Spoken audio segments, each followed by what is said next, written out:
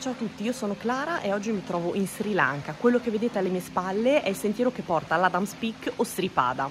Si tratta di un'altura di 2200 metri, sulla cui cima si trova un tempio buddista.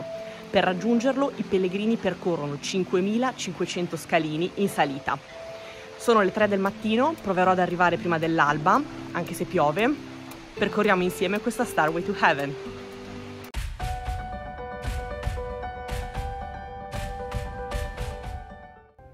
A quest'ora della notte il villaggio di Nalla Tannia è ancora addormentato, tutto tace. Il cammino sul sentiero per l'Adams Peak, il picco di Adamo, è solitario, ritmato dal rumore della pioggia.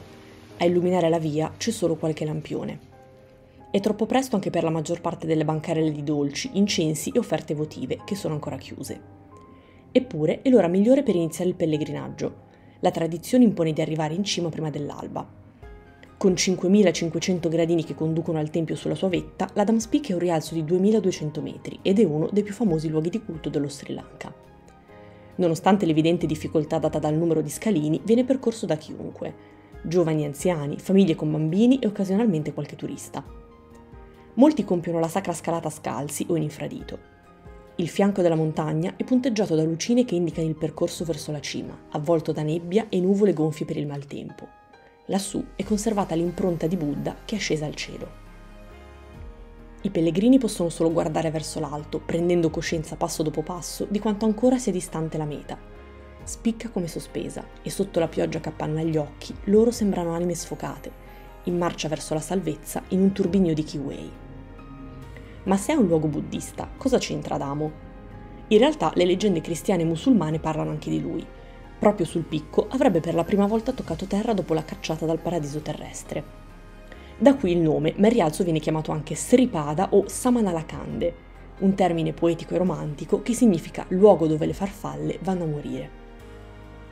Di solito tra ascesa e discesa si impiegano circa 5 ore, che non vi faranno guadagnare la simpatia delle vostre ginocchia.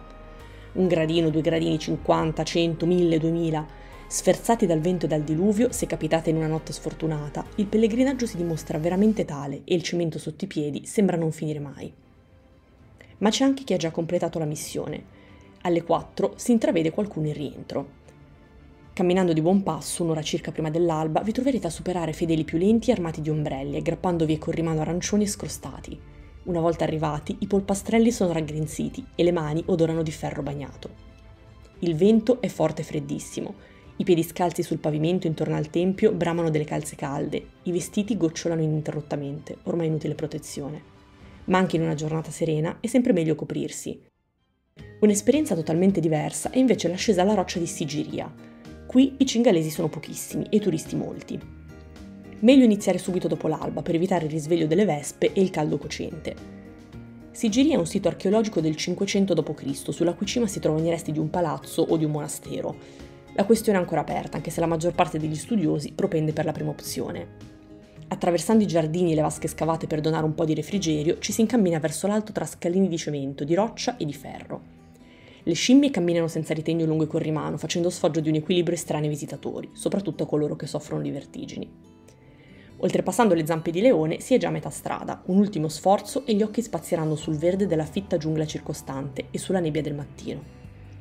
Un mondo ovattato, avvolto dalla tipica foschia cingalese che sovrasta gli alberi. In discesa, imperdibile la scaletta a chiocciola che porta alla grotta delle Apsare. Sulle pareti di roccia sono raffigurati meravigliosi affreschi perfettamente conservati, che ritraggono discinte danzatrici. Gli antichi visitatori non si sono astenuti dallo scrivere le loro impressioni a riguardo sul muro sottostante. Non si trova in alto e non ci sono scale, ma vale comunque la pena citare questo terzo sito di pellegrinaggio. Si chiama Kataragama e si trova nel sud-est del paese, vicino al Parco Nazionale di Yala, uno dei più famosi.